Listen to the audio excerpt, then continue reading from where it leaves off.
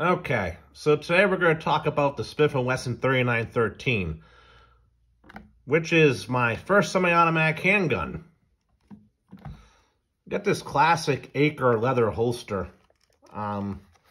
These type of holsters are very popular in the West Coast of police departments. There's a similar holster that you may see on a show called Southland. Very popular police show in the 90s very popular police show in the early 2000s that really probably was one of the last somewhat kind of true cop drama shows before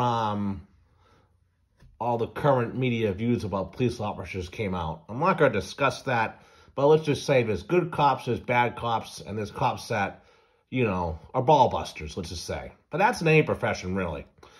Has a thumb brake on here, the Acre logo. These were on eBay about 10, 20 years ago for like 30 bucks a piece, including shipping. I couldn't pass it up. This also, well, believe it or not, fit my SIG P365. So we're going to check this gun for safety. Got a thumb brake. I always drop the safety when I'm unholstering these guns, just the way I do it. I'm going to take the mag out. The mag's empty. I'm going to pull back and check. The weapon is empty. I also have this Don Hume single stack clip leather thing. This will cost much, but it holds a single stack mags. This gun is an 8+1 gun. So it's total of 9 rounds. I got 2 types of magazines. One without the finger extension and one with the finger extension. The original mags do not have a Smith & Wesson logo on them. They look kind of 1911-y, kind of. This one has Smith & Wesson logo on it. This is probably last of the mags that they made for these. New old stock, I guess.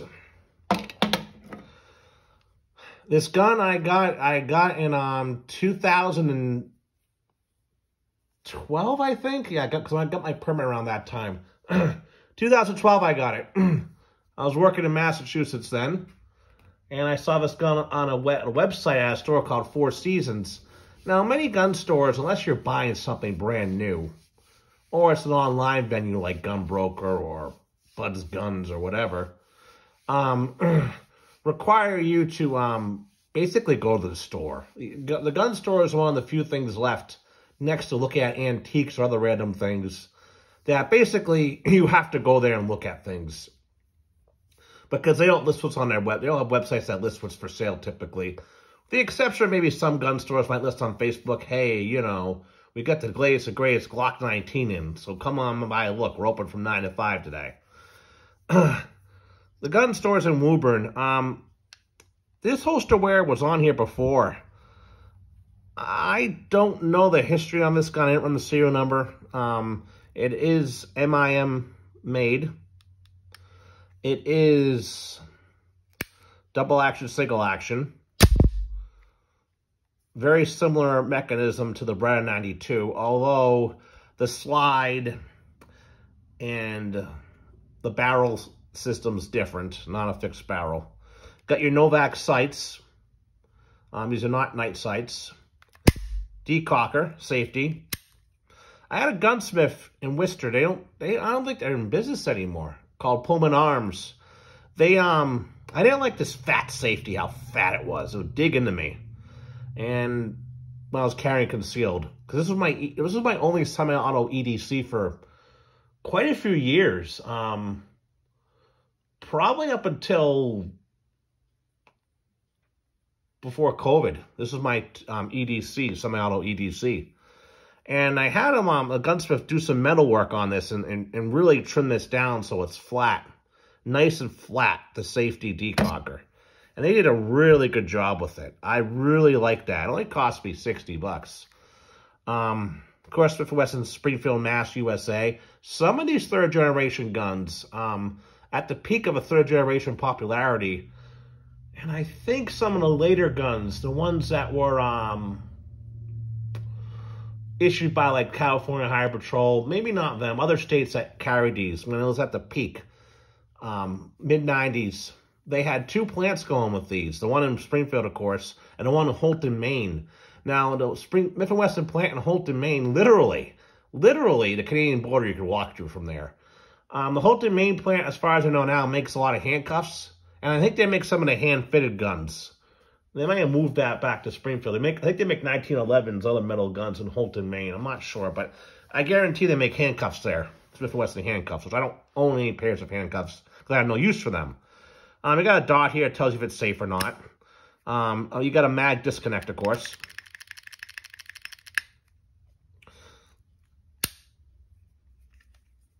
It's very similar to the thickness of the slide in this part here is very similar to the 6906 or 6946. I can't disassemble the gun to show you, of course. I don't like that. It came with these original Hogue grips. Now, I like some of the big Hogue gripper grips on my revolvers, although I tend to lean more towards the wood because it fits my hands better, makes it a little less discreet. I'm not carrying deeply concealed, but I don't like, you know, you look kind of like a buffoon carrying those really thick grips that you'd see a police officer or somebody open carry back in the 80s and 90s and 70s. I don't mind these grips, but they're kind of thick. And for years, I go back and forth trying to replace them with these kind of grips. These are new old stock I got off eBay. I once was at a gun store and I found Smith & Wesson grips. I thought that would fit this in a bin. But they were for some other Smith & Wesson gun. There was no way to bring down the decocker. I think there were DAO grips or something. And these are new old stock, luckily. And then I had to get this pin that will go into here to replace this. And the pin is, that was kind of stupid money, but hey, it was like 12 bucks. But what can you say? So I finally decided to put the original grips on here, back on here. Why? Because they're thinner. And two, occasionally what will happen is this screw here will back out occasionally if I don't check it once in a while. And if this screw backs out, well, right here is your, I don't know what it's called. It's not a recoil spring. There's a spring right here that basically, when you cock the hammer, mainspring, the mainspring here, if that's what they call them somewhere else. The mainspring will come loose. Yeah, the mainspring comes loose, well, I'm pretty sure your weapon's inoperable. Another thing with these older rubber grips, although these are in really good shape, you could tell this gun was fired little, carried a lot. What will happen is if this is like, let's say a police officer carried this for years, or even a civilian, the rubber will wear out right in here. It'll kind of like dry rot and come apart. Not that that's going to happen, but I figured I'd get these grips anyways, because nothing's getting cheaper in general right now, and these guns, while not necessarily going up in value, you could say they are, but nothing's getting cheaper with these older things. So, I do have something here, and I recommend you do this with your Smith & Wesson mag handguns that have a mag disconnect. This is a Pro Mag, a really junk Pro Mag. Just don't buy these. These are junk. I bought this for a reason, though.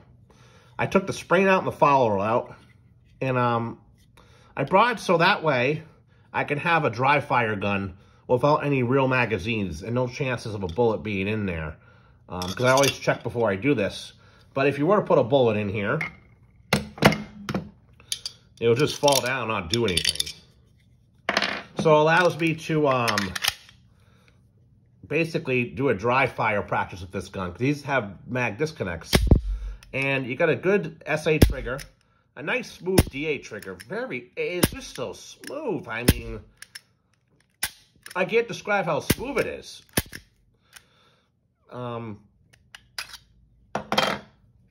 Why'd I get this gun? Well, I didn't like the M&Ps at the time. I just didn't like them, and apparently there's something with the trigger in Massachusetts at the time, in the early 2000s, mid-2000s, where it was this, that, the other thing. And I liked having the safety decocker, and I grew up on DASA anyways, for the most part. So, why not? And I compliment, it's a very nice gun. And single stack is always thinner and lighter to carry. I really wish that somebody, somewhere, I don't see SIG doing ever. Maybe Smith & Wesson might, but they have that baby 1911 style CSX gun now. Would make a single stack again. They're just so thin and simple. But in the world of SIG P365s and Hellcats and other things, that's what you're going to end up getting is double stack type micro compacts. So what I'm going to do is I'm going to do this off camera, and I'm going to put these grips on. And I hope it'll be still a little bit lighter. Because I never really liked these grips. And I'll probably just put these away in storage somewhere. I'll probably just put them in a random bin. Because I have this, I have these little bins where I keep all my magazines, these cheap bins from Walmart. So that way I don't have to fish for magazines for 10 minutes. And from far away, like example, this, you know, you could say this is, you could grab this out of the bin. But anyhow, we're going to do that. I'm going to do that off camera and see how it looks. I think it'll look a lot better. I mean, a little thinner, which make it a little bit light for carry. This gun is surprisingly concealable for what it is. And it's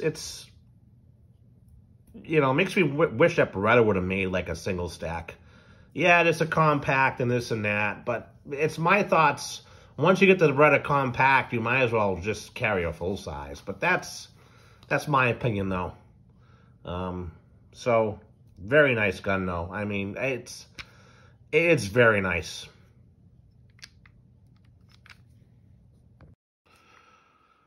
Through the magic of video editing, we're back after a couple days. So first, we'll verify the gun is empty. The gun's empty. This is empty. I'll post some pictures here. Initially, with the grips, I had trouble. They weren't lining up. I thought initially the grips were the wrong grips. Sometimes you'll see the grips made differently. Sometimes they'll make a grip for DAO only. And it doesn't need to have this cutout for this, so you'll be like stuck like that, which isn't true if this goes back down. I could have filed this a little bit better off if I wanted to, but I just left it alone because it works fine. It goes right over it. What I had to do is I had to file out just a little bit of plastic right here, because I'll show a picture of what happened. It was blocking the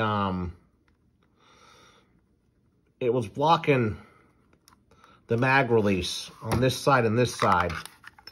So now the mag's able to fall right out. So overall, I think it worked out pretty good. It is lighter. It's much thinner, the grip. It really is much thinner, which makes the gun a little lighter, I think. You know, more so the weight of carrying it all day.